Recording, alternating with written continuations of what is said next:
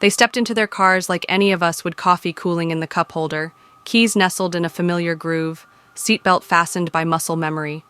The road stretched out in front of them, and the machine promised it could handle the rest. But the thing about promises is they don't stop for concrete dividers. They don't see a trailer coming. They don't notice a red light until it's already gone. These are the stories of those who trusted the future and were met by its limits. 3 lives, 3 roads, 3 moments when autopilot couldn't see what mattered most. Welcome to the Archivist Files.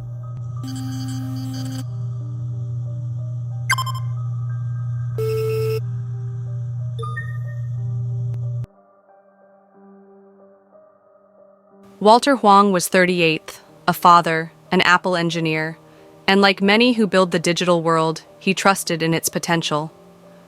That morning, as he guided his Tesla Model X onto the familiar sweep of Highway 101, he engaged Autopilot, a system he'd used before. One he'd told his family about, including the strange way it would sometimes veer toward the divider near the Route 85 exit. He'd reported it to Tesla. They'd noted it. But the issue remained. As Walter drove, traffic thinned. He opened a game on his phone. Trust, after all, had a rhythm. The car adjusted to curves, tracked other vehicles, until it didn't. The right lane lines faded. The AI, searching for contrast, latched onto a clearer left side marker.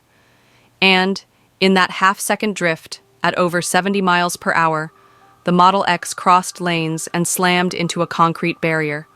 The front end disintegrated. The cabin tore open. Walter died on impact. In the aftermath, his family filed a wrongful death lawsuit against Tesla, alleging the autopilot system was defective and the company had misled consumers about its safety. The case drew national attention and reignited calls for stronger regulations on autonomous features. Tesla denied fault, but quietly adjusted its software and warning protocols in later updates. In legal proceedings, Tesla sought to deflect blame, citing driver inattention and road maintenance failures. The case was ongoing as of 2024, raising significant legal questions about manufacturer liability in partially autonomous systems. The game was still running when first responders arrived. Autopilot hadn't braked, and Walter hadn't had time to correct it. Tesla later admitted that Autopilot had steered the car toward the barrier, and logs confirmed no braking was applied. The NTSB concluded that driver distraction and system limitations caused the crash. The very divider Huang hit had no crash attenuator. It had been previously damaged and never repaired. The software worked best with clear markings, a detail noted in Tesla's own documentation. But life doesn't always paint perfect lines.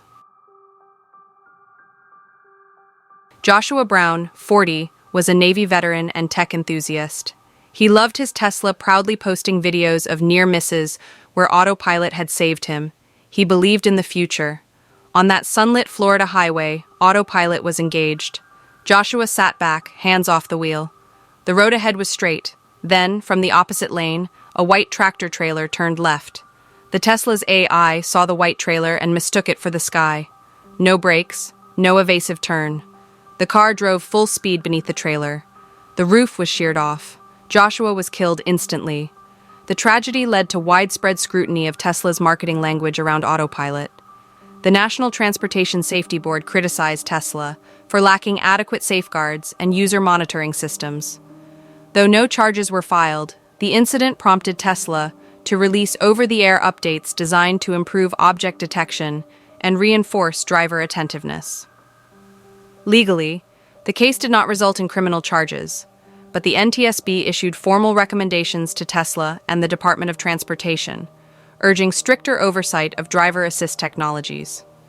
It marked the beginning of a long debate in Washington over the legal status of autonomous features on public roads.